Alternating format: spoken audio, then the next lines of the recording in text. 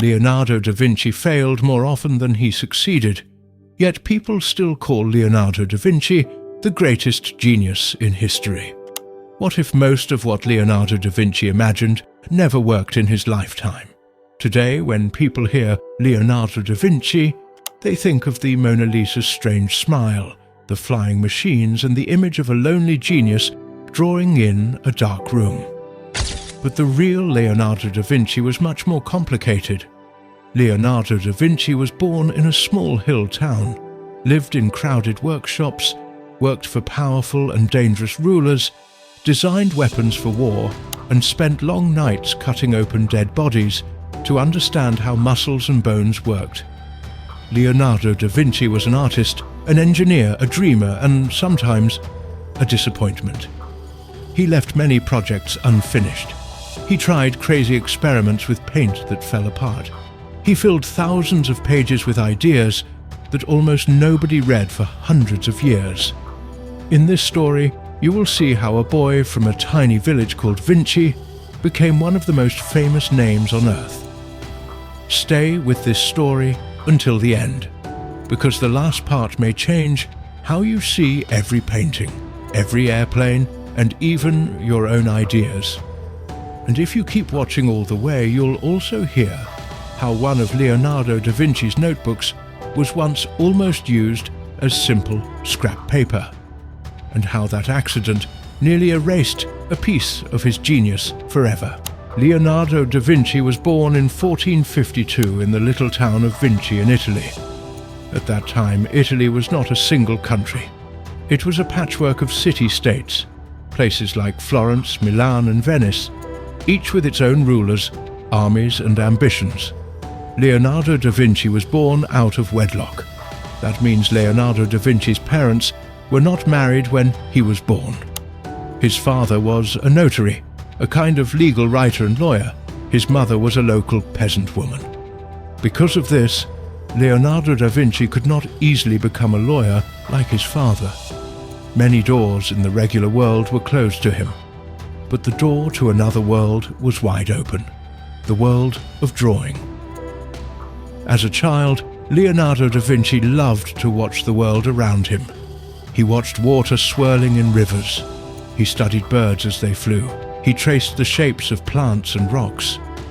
There are stories that Leonardo da Vinci drew so well that his father showed his sketches to a famous workshop in Florence. In the Renaissance, the period when Europe was reborn into new art and science, workshops were like schools and businesses combined. A master artist took young students, called apprentices. These apprentices mixed paint, prepared canvases, and slowly learned to draw and paint like the master. Leonardo da Vinci's father brought his drawings to Andrea del Verrocchio, a respected artist and sculptor in Florence. Verrocchio saw something different in young Leonardo da Vinci: a sharp eye, a careful hand, and a curiosity that almost glowed from the paper. Soon, Leonardo da Vinci left the small town of Vinci and moved to Florence, the beating heart of Renaissance art. In Verrocchio's workshop, Leonardo da Vinci did not start as a star. Leonardo da Vinci ground pigments, cleaned brushes, and watched. But as the years passed, his talent became harder and harder to ignore. Workshops often worked on paintings as a team.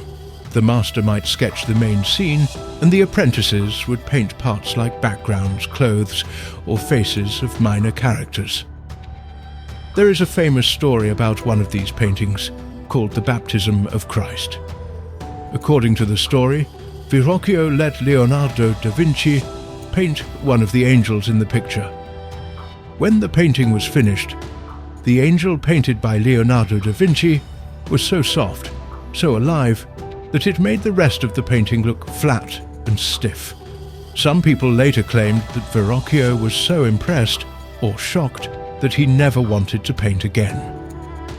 We don't know if that part is fully true, but one thing is clear: Leonardo da Vinci was different. While other artists focused only on how things looked, Leonardo da Vinci wanted to know how things worked. How does light bounce off skin? How does a muscle move under the skin? How does water break into drops when it falls? How does a bird turn its wings in the air? Leonardo da Vinci started to fill notebooks with questions, sketches, and little experiments. He wasn't just drawing from life, he was trying to understand life. If you want to see how deep Leonardo da Vinci's mind went, keep watching, because soon we will step inside those notebooks and read the secrets he tried to hide with backwards writing. Leonardo da Vinci did not see a wall between art and science. For Leonardo da Vinci, drawing was a tool to think. He carried small notebooks with him and wrote down everything. Not just big ideas, also small daily tasks. A page in one of his notebooks reads, almost like a strange shopping list: learn how to square a triangle, draw Milan, ask Benedetto how they walk on ice in Flanders. Leonardo da Vinci's handwriting ran from right to left, reversed as if seen in a mirror. You could read Leonardo da Vinci's notes easily if you held them up to a mirror. People have argued for years about why he did this. Some say Leonardo da Vinci wanted to hide his ideas. Others say it was simply more comfortable because Leonardo da Vinci was left-handed and did not want to smudge the ink. Whatever the reason, the pages of Leonardo da Vinci's notebooks look like messages from another world. Next to the backwards writing, you see careful drawings: muscles, bones, gears, bridges, birds, storm clouds, faces and machines that did not yet exist. Leonardo da Vinci was working in Florence, a city full of art, money, and politics. But he was not just an artist trying to get commissions. He was a problem solver, looking for problems big enough to match his mind. And that search soon brought Leonardo da Vinci into a new kind of world, the world of powerful rulers and dangerous wars. In the late 1400s, Leonardo da Vinci decided to leave Florence and look for better opportunities. He set his eye on Milan, a rich and powerful city-state in northern Italy. Milan was ruled by Ludovico Sforza, known as Ludovico il Moro. Ludovico was not only a ruler, but also a man who loved show, power, and prestige. To get a job, Leonardo da Vinci did something very modern. Leonardo da Vinci wrote a kind of resume, a letter listing all his skills. But here's the surprising part. In this famous letter, Leonardo da Vinci hardly mentioned painting at all. Instead, Leonardo da Vinci presented himself as a military engineer. He promised Ludovico war machines no one had ever seen, lightweight bridges that could be quickly assembled or burned behind retreating troops, cannons with special designs, covered vehicles with metal plates, like an early version of a tank, new ways to attack and defend cities. Only near the end of the letter did Leonardo da Vinci add, almost casually, that he could also paint as well as any other man. Leonardo da Vinci was selling himself not as a gentle artist, but as a master of war and technology. This reveals a deep conflict in Leonardo da Vinci's life. Leonardo da Vinci loved beauty and nature, but he also worked for men who wanted better ways to win battles. His genius had to survive inside a violent world. If you think you already know Leonardo da Vinci from his paintings, keep watching until we get to his war machines and his darkest thoughts about destruction. They may surprise you. Ludovico Sforza accepted Leonardo da Vinci into his court in Milan. Here, Leonardo da Vinci had more than just painting to do. Leonardo da Vinci designed festival costumes, planned huge theatrical shows, and created decorations for important events. Leonardo da Vinci also studied architecture and engineering projects, such as canals to bring water into the city, and ideas for improving weapons. But while Leonardo da Vinci played the role of a court engineer and entertainer, he was also working on one of the most famous paintings in history, The Last Supper. The Last Supper is not a normal wall painting. Instead of following the usual style, Leonardo da Vinci used his deep understanding of light, perspective, and human emotion. He chose the moment when Jesus tells his 12 apostles that one of them will betray him. Leonardo da Vinci shows each man not as a simple symbol, but as a real person with a different reaction: shock, anger, fear, confusion. Leonardo da Vinci arranged the figures so that your eye is pulled toward the center, toward Jesus, using lines of perspective like invisible arrows. The painting feels like a frozen explosion of emotion. You can almost hear the noise in the room. But there was a problem. Leonardo da Vinci did not like to follow standard technical rules. Traditional wall paintings were done in fresco, where color is painted on wet plaster. It dries quickly and lasts a long time. Leonardo da Vinci wanted more detail and time to work, so he experimented with a different technique on dry plaster. At first, The Last Supper looked stunning, but Leonardo da Vinci's experimental method did not age well. Within a few years, the paint began to crack and peel. Humidity and war damage made things even worse. This is a pattern in Leonardo da Vinci's life. Bold experiments, brilliant results, and then problems. Leonardo da Vinci reached for perfection, even if it meant risking everything. While Leonardo da Vinci worked for the court and painted for churches, another side of him came alive at night: the scientist of the human body. To paint the human body realistically, Leonardo da Vinci wanted more than surface details. Leonardo da Vinci wanted to see muscles, bones, and organs with his own eyes. So Leonardo da Vinci got permission to work in hospitals. At night, he dissected dead bodies. That means Leonardo da Vinci carefully cut them open to study the inside.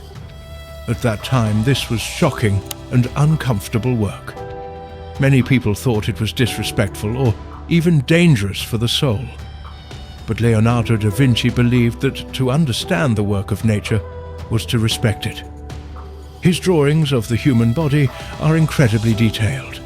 Leonardo da Vinci showed how muscles attach to bones. He drew the human spine like a machine with moving parts. He sketched the heart and the way blood might flow. He drew a fetus in the womb, with such tenderness that it seems more like a living baby than a simple diagram. Leonardo da Vinci labeled his drawings with notes in his mirror writing. He mixed Latin and Italian, the scientific language and the common language, in a way that was clear for him but hard for others. Leonardo da Vinci was not just copying what doctors already knew. Leonardo da Vinci asked new questions. How many muscles does it take to move the lips? What shape are the air passages? How do the valves in the heart work? Because of the fear and confusion around dissection, and because of his own habit of secrecy, much of this work stayed hidden in his notebooks. It would take hundreds of years before people realized how far ahead Leonardo da Vinci was in understanding the body. Keep watching, because later we will see how these hidden notebooks almost disappeared, and how their rediscovery changed the way we see Leonardo da Vinci today. From childhood, Leonardo da Vinci watched birds with almost painful attention. Feathers, wings, air currents, everything interested him. In his notebooks, Leonardo da Vinci filled page after page with sketches of flying machines. Leonardo da Vinci studied the way a bird folds its wings and wrote notes on air pressure and wind. He imagined devices with flapping wings, like great wooden birds driven by human muscle. He also drew gliders with fixed wings, closer to the airplanes we know now. Leonardo da Vinci believed that understanding nature could allow humans to copy nature. Just as he studied the body to paint it better, he studied birds to help humans fly. But Leonardo da Vinci also knew the limits of the human body. Our muscles are not strong enough to flap you huge wings. Many of his designs could not work with the materials of his time. Still, on paper, Leonardo da Vinci was centuries ahead. Some of his ideas, like a parachute and a kind of helicopter, would only become real long after his death. We do not know for sure if Leonardo da Vinci ever saw one of his flying machines actually take off with a human passenger. Most likely, he did not, but in his mind, Leonardo da Vinci had already lifted off the ground. This was another quiet conflict in Leonardo da Vinci's life. His imagination lived in a future that his present world could not yet build. Remember that resume letter to Ludovico Sforza? Leonardo da Vinci had promised fierce war machines. In Milan and later in other cities, Leonardo da Vinci sketched weapons that looked like they belonged in a science fiction movie. Giant crossbows, spinning blades, tanks with sloping sides to protect soldiers inside. Some of these designs were probably practical, others were likely showpieces. Powerful drawings meant to impress a ruler and show that Leonardo da Vinci could think beyond the ordinary. Here is the twist. In his private notes, Leonardo da Vinci sometimes wrote against war. Leonardo da Vinci called war beastly madness. He saw the horror of what weapons could do, yet he still designed machines for war because that was what his employers paid him to do. This tension between ideals and reality is a key part of Leonardo da Vinci's story. Leonardo da Vinci loved nature and life, but he worked in a world where money and power came from conflict. He put his genius into both building and understanding, into both weapons and wonders. If you've made it this far, keep watching, because the most mysterious part of Leonardo da Vinci's life, the secretive years, the unfinished projects, and the strange way he saw himself, is still ahead. For all his talent, Leonardo da Vinci had a problem that followed him everywhere. Leonardo da Vinci struggled to finish. Important commissions like the Adoration of the Magi and a huge horse statue for Milan stayed incomplete. Leonardo da Vinci would start with energy, fill pages with studies and ideas, and then slow down, change his mind, or move on to something else. Some of this came from his perfectionism. Leonardo da Vinci did not want to finish something that did not meet his impossible standards. Some came from the chaos around him. Wars, changing rulers, and political danger forced Leonardo da Vinci to move several times, leaving work behind. When the French invaded Milan, Ludovico Sforza's rule ended. Leonardo da Vinci lost his powerful patron and had to leave. He went back to Florence, then to Milan again, then to Rome, and finally to France. Each move meant new projects and new interruptions. For a modern viewer, this might look like failure, but this restless movement also gave Leonardo da Vinci new experiences and new subjects. In Florence, Leonardo da Vinci would meet younger artists like Michelangelo and see a new wave of art. In Rome, Leonardo da Vinci would have access to more scholars and ancient texts.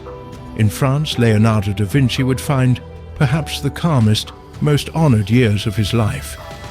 Yet through all of this, Leonardo da Vinci carried the same notebooks and the same doubts. Sometime after returning to Florence, Leonardo da Vinci began a portrait that would become the most famous painting in the world, the Mona Lisa.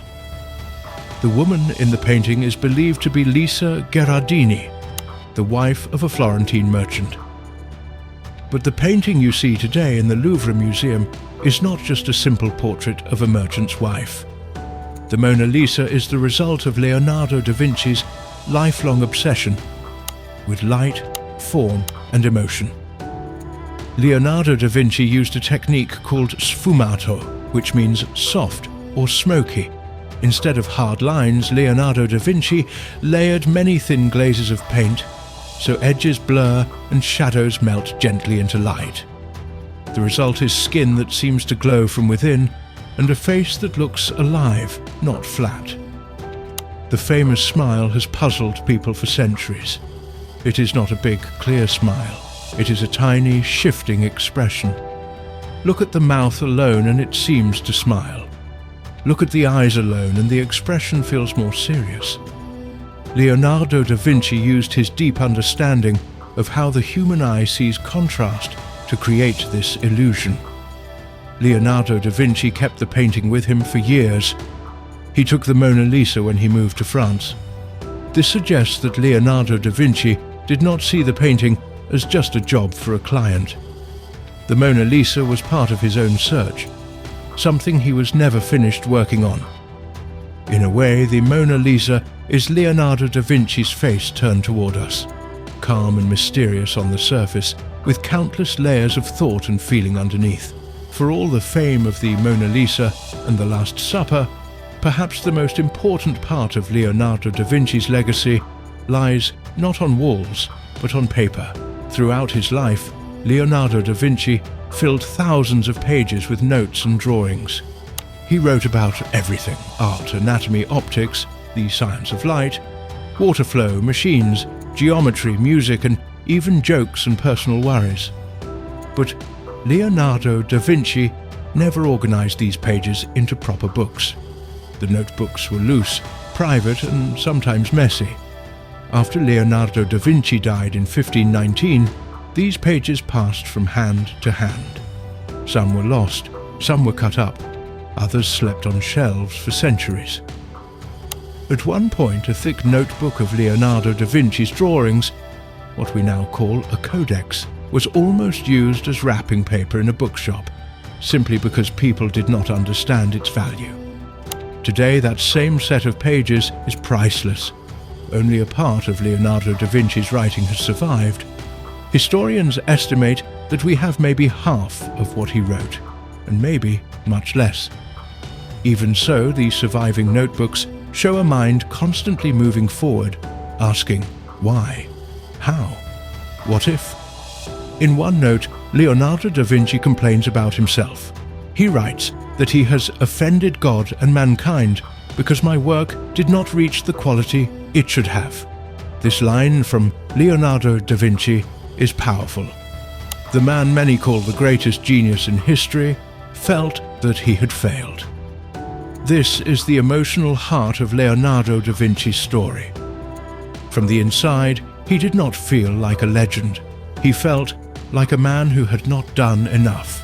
In his final years, Leonardo da Vinci accepted an invitation from King Francis I of France. The French king admired Leonardo da Vinci deeply. He gave Leonardo da Vinci a place to live in a small chateau called Clos Lucé, not far from the royal castle. Leonardo da Vinci was now in his 60s, so an old age for that time. His right hand may have been partially paralyzed, making painting more difficult. In France, Leonardo da Vinci did not create big new paintings. Instead, he acted as a wise advisor, an honored guest, and a living treasure of knowledge. He brought some of his favorite works with him, including the Mona Lisa and St. John the Baptist. He continued to work on designs, drawings, and ideas, but more slowly. Imagine Leonardo da Vinci walking slowly through the gardens of Clos Lucé, thinking back over his life: the workshop in Florence, the courts of Milan, the dissecting rooms, the flying machines on paper, the war machines, the unfinished giant horse statue, the famous paintings, the pages and pages of questions. Leonardo da Vinci died in France in 1519. Legend says that King Francis I held Leonardo da Vinci in his arms as he died. Whether or not that detail is true, it captures something real. Leonardo da Vinci died far from his birthplace, but in a place where his genius was valued. Yet even then, nobody could guess how famous Leonardo da Vinci's name would become in the centuries to come.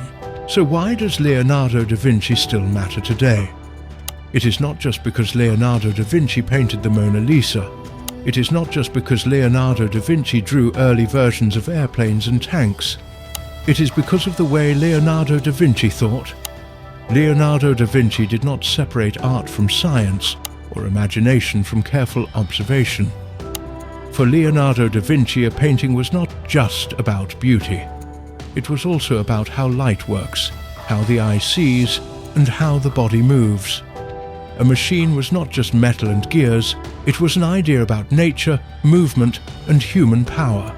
Leonardo da Vinci lived with questions. He asked why the sky is blue, how waves form in water, how sound travels, why patterns repeat in nature. Many of his answers were not perfect, some were wrong. But the point is that Leonardo da Vinci kept looking, kept testing, and kept drawing.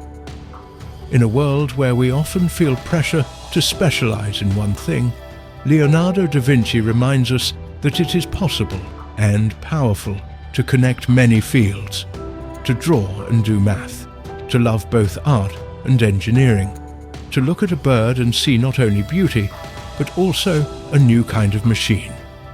There is also another lesson, maybe the most human one. Even a mind like Leonardo da Vinci's can feel fear and doubt. Leonardo da Vinci worried about unfinished work, about whether he had done enough. Yet from the outside, we see that his curiosity and his attempts were more important than any final perfect result. Think about this. We celebrate Leonardo da Vinci today, not because he finished everything, but because he dared to start so much. When you hear the name Leonardo da Vinci now, try to see more than a single picture in a museum. See the boy from Vinci watching birds in the sky. See the young apprentice in Florence quietly outshining his master in the corner of a painting. See the court engineer in Milan building party decorations one day and designing terrifying war machines the next. See the painter standing before a wall trying a new method that might ruin his work, and doing it anyway. See the scientist in the cold light of a hospital room, drawing muscles and bones while the city sleeps. See the old man in France, walking slowly with a notebook still in his hand, still asking questions. Leonardo da Vinci's story is not just about genius. It is about curiosity, courage to cross boundaries, and the honest struggle with our own limits. You do not need to be Leonardo da Vinci to learn from him. You only need to keep asking why and what if, to look closely at the world and to accept that not every idea will work, but that every idea can teach you something. Now tap the next video to explore the secrets of another Renaissance giant who tried to outshine Leonardo da Vinci.